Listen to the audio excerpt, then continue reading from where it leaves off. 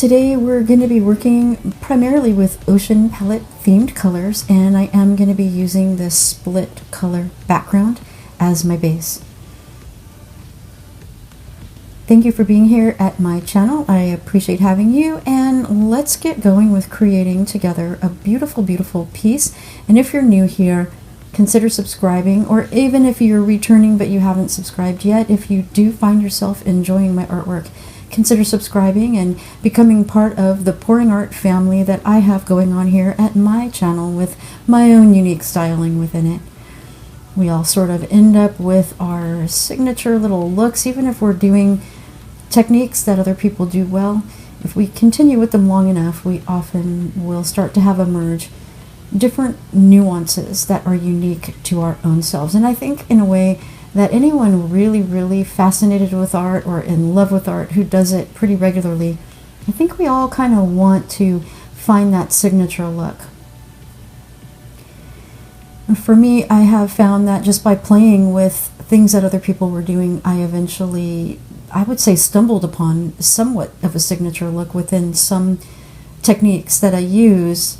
But I think it's more like it emerged. I think that a signature look actually emerges from within us, but I didn't realize that until I experienced it for myself. Okay, so my colors are basically blues and aquas with green. Ahead, I will be adding some touches of yellow that I'm envisioning creating a beautiful blend in a certain kind of way, but you'll see the addition of that just up ahead. And some of the colors I'm just kind of randomly layering, but I do tend to think a little bit about what I'm doing because I want to make sure that there's going to be contrast. So I will a lot of times make sure that I'm using strong lighter colors versus darker colors, and then my in-between, the medium shades, the medium intensity shades.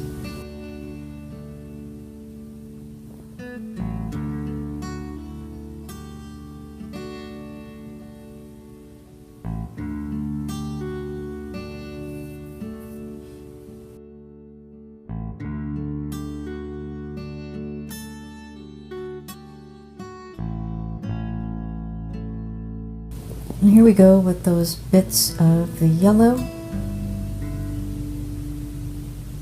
It can be a little tricky adding yellow in with so many blues unless you actually really do want to bring some of the greens forth, and then it would have to be the shades that the types of blues and the types of yellows that you're having in the combination will create, because not all blues and not all yellows end up creating the same greens. And if you've worked with mixing paints, then you already know that.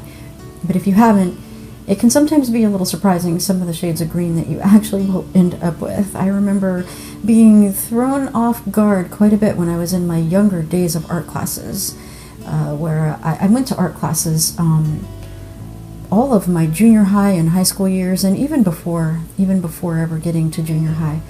And there was color theory in just about every class, I believe, and a lot of our own mixing of paints. But sometimes it would really throw me off when the yellows we had available and the blues we had available would combine to really create some really kind of ugly, muted, olivey kind of greens, and not really giving me the vibrancy that I had envisioned within the color combinations. But I eventually learned a little bit more about what goes into that, and in the various shades that you can actually get by using different blues, different yellows, and that's just in terms of combining those two and getting greens. So I did want some greens to pop through, and while I did add in green in and of itself earlier, as you saw when I was laying down my strips of the paint, by adding some of the yellow, I wanted just a brighter little pop of green, and maybe even some really true hints of yellow even coming through within this piece. It's definitely something very planned on my part. All right, now just starting to blow this out in the initial phases.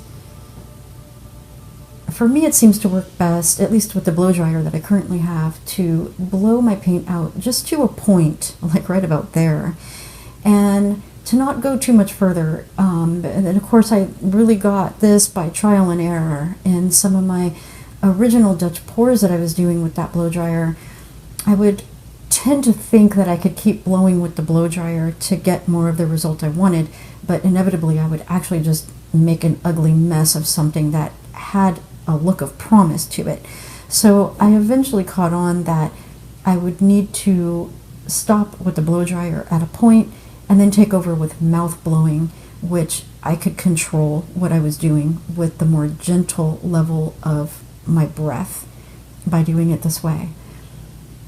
Now, once I get a different blow dryer, which I do plan to get at some point, I'm sure that it's going to be quite different. The type of model I'm going for is going to create a different type of effect just in the blow from the blow dryer itself. So I'll probably have a learning curve within that. So look at some of these details. I'm going to be embellishing it up ahead, so it will transform a little bit more once we go into this embellishing here.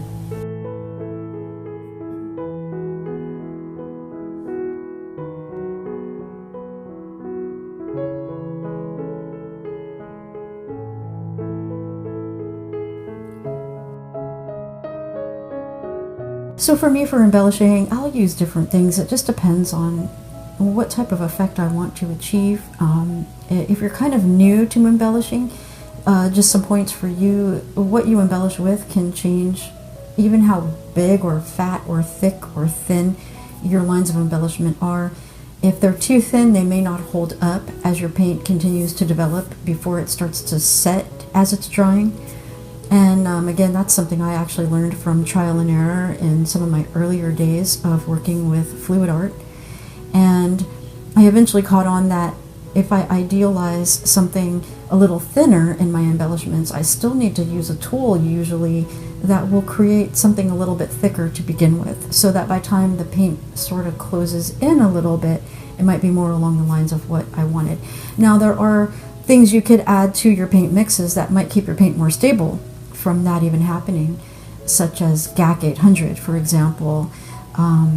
That might keep your paint more stable, and then you might choose a different tool if you have that in your paint mix. So these are all just things to keep in mind, but inevitably it gets down to experimenting and just trying things, and then you'll start to see what effects you're getting with your own unique touch that you have, and also within the types of mixes that you've created out of your paints and what you've added to them. I really love some of the details and effects, those little pearly pebbles down in there. We're going to take a closer look at all of that right here. We're going to go in. There's a lot of beautiful lacing, and then we did get a little bit of kind of like a pearl cell sort of pebbling effect with the white popping through some of the colors. We have more of that on the other side of the painting that we'll be taking a look at. And then, of course, some of these waves and flows, how the paint overlaps each other. I've always loved that, where you can see colors coming through other colors. And I really love those little pearl cell pebbling kind of things coming through. They're really pretty, and they add a lot of interest. And then, of course, the embellishments I did bring some of those lines in through a really fun, pointy kind of way and just add to the composition.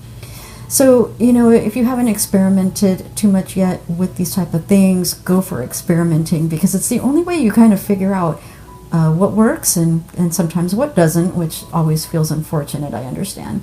But it's the only way to really get to somewhere really great consistently. So here are the displayed results, and this is just the two different orientations. It could be hung either way. Let me know in the comments which way you prefer, or anything else you'd like to share. And I look forward to seeing you around my channel again soon, and enjoy checking out some of my other content.